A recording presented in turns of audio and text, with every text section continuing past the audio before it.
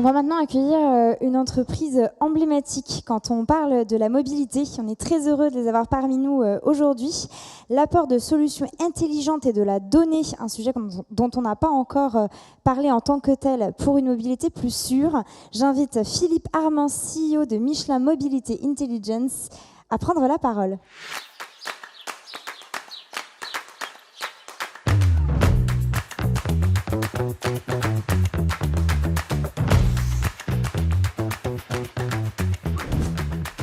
Bonjour à tous. Je voudrais commencer par remercier Vincent et l'Hub Institute pour cette belle occasion. Et aussi, je reconnais certains clients dans la salle que je remercie également. Pourquoi est-ce que Michelin est là aujourd'hui? Qu'est-ce que nous avons à faire là-dedans? Eh bien, d'abord, ça fait 130 ans que Michelin est au service de la sécurité. Sous différentes formes, vous nous connaissez pour nos pneumatiques, mais nous faisons également d'autres choses. Ce que je voudrais aussi vous signaler, c'est que nous avons annoncé que d'ici à la fin de la décennie, il y aurait 20 à 30% de notre chiffre d'affaires qui viendrait d'autre chose que le pneu. Ça peut être la gestion de flotte, ça peut être l'activité que je vais vous présenter aujourd'hui, ou également des matériaux de haute technologie. Donc tout ça est finalement fort logique. Chez Michelin Mobility Intelligence, nous adressons les besoins des collectivités territoriales. Nous voulons aider à tendre vers un monde plus sûr, moins de mortalité sur les routes, que ce soit en France ou ailleurs. Les collectivités territoriales nous font confiance pour identifier les zones dangereuses qui méritent une intervention, qui méritent modification d'infrastructures, des travaux, prioriser, puisque par définition, si j'ai bien compris, il n'y a jamais assez de budget pour tout faire, et puis ensuite évaluer les résultats. Donc, notre spécialité, c'est d'identifier les zones dangereuses avant que des accidents s'y produisent. Et tout ça grâce à la data. La façon dont ça fonctionne, c'est qu'on a accès à des données de comportement de conduite à travers les véhicules connectés, les flottes que l'on opère déjà chez Michelin, les téléphones portables, etc. Et donc, nous, notre spécialité, c'est de traiter ces données, de fusionner tout cela et de les contextualiser avec la météo. Certains endroits ne sont dangereux que quand la chaussée est mouillée. D'autres endroits ne sont dangereux que quand le soleil est bas dans le ciel et les conducteurs sont éblouis, etc., etc. Donc nous contextualisons tout cela et nous en extrayons des insights, des éclairages profonds qui permettent à nos clients de répondre aux questions qu'ils se posent. Comment est-ce que je fais pour améliorer la sécurité sur mon territoire ? Comment est-ce que je fais pour réduire la mortalité, les accidents? L'idée étant bien sûr d'avoir une approche proactive, parce que historiquement, on attendait qu'un accident se produise et on essayait d'en tirer les leçons. Peut-être qu'il faut faire des travaux à tel endroit. Mais par définition, c'est trop tard. Quelqu'un a déjà eu un accident. Peut-être qu'un désastre s'est déjà produit. La bonne nouvelle, c'est que la science permet désormais d'anticiper tout cela, d'identifier les endroits dangereux avant que les accidents se produisent. Et donc le tout, c'est de fusionner toute cette donnée, ça c'est notre cuisine à nous, mais pour que vous puissiez rendre la mobilité plus sûre, que ce soit la mobilité des véhicules à moteur, des cyclistes, des trottinettes et tout ce que vous voulez. Les usagers vulnérables.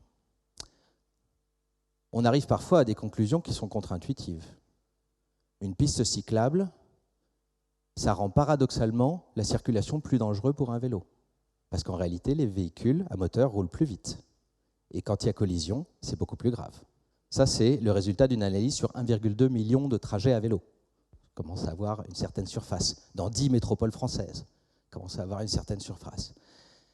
Quant à savoir quelle est la bonne solution, ce n'est pas forcément à nous, mais c'est à travers un dialogue qu'on trouve la solution avec le territoire. Donc il y a une expertise de traitement de la donnée. Et puis, il y a un écosystème autour de ça. On travaille avec les départements, les métropoles, les villes. Ici, vous voyez quelques logos. Évidemment, on n'a pas pu citer tous ceux qui nous ont fait confiance, mais je tiens à mentionner en particulier le Grand Lyon et Grenoble avec lesquels nous travaillons depuis longtemps. Et puis également, un écosystème de recherche et d'innovation technologique.